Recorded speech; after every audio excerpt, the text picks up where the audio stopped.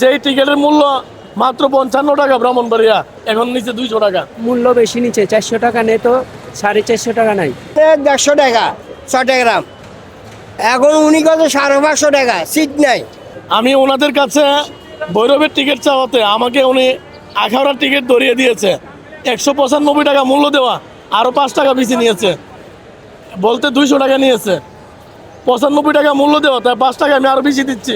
তারপরে stealing ticket, যেই টিকিটের মূল্য মাত্র 55 টাকা ব্রাহ্মণবাড়িয়া আখাউড়া, আমরা যারা কমিউনিটি সেন্টারে আছি, এখন নিচে 200 টাকা। এত টাকা বাড়তি ভাড়া দিয়ে যাইতে হচ্ছে। বাসে ভাড়া দিতে পারে 300 টাকা, তাহলে ট্রেনে কেন, সরকারি যাতায়াত কেন?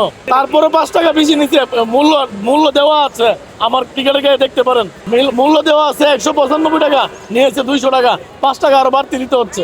জি, আখাউড়া টিকিট দিচ্ছে। আমি চাচ্ছি ভৈরব যাব, আমাকে দিচ্ছে আখাউড়া, যেখানেই যান আপনি নিয়ে যান ভৈরব আখাউড়া টিকিট। আমাকে ভৈরবের টিকিট দেওয়া হয়নি। জি, অনেক দূর, আমাকে এই লম্বা জার্নিংয়ের টিকিট দিয়ে দিচ্ছে, অথচ আমাকে ভৈরবের টিকিট সে দিতে পারতো। আমি যাচ্ছি টাঙ্গাইল, ইনারা বলতেছে টাঙ্গাইল পর্যন্ত কোনো স্ট্যান্ডিং টিকিট নাই, আপনাকে যেতে হবে সিরাজগঞ্জ পর্যন্ত। তাহলে সেই ক্ষেত্রে আমি তো সিরাজগঞ্জে যাবো না, আমি যাবো টাঙ্গাইল। তাহলে আমি কেন তাদের এক্সেস আমি টাকা দিব? আর টাঙ্গাইল পর্যন্ত কেনই বা বন্ধ রাখলো? বলছে টাঙ্গাইল পর্যন্ত কোনো স্টেশনে কোনো টিকিট দেওয়া হবে না। তারা বলছে যে না, এটা টাঙ্গাইল পর্যন্ত কোনো টিকিট দেওয়া হবে না, এমনকি ওই সেতু ইব্রাহিমাবাদ পর্যন্ত কোনো টিকিট দেওয়া হবে না। আমরা রাজশাহী যাচ্ছি, স্ট্যান্ড টিকিট পেয়েছি, কিন্তু দাম মূল্য বেশি নিচে 400 টাকা নেই তো 450 টাকা নাই।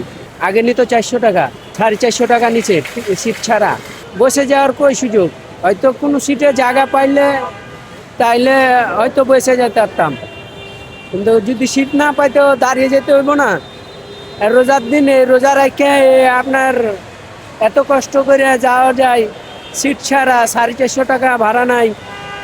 400 টাকার ভাড়া 450 টাকা যদি সরকারি গাড়িতে যাইতে যে আপনার যদি এত টাকা ভাড়া লাগে, তাহলে পাবলিক ফাংশনের গাড়িতে কত নিয়ে?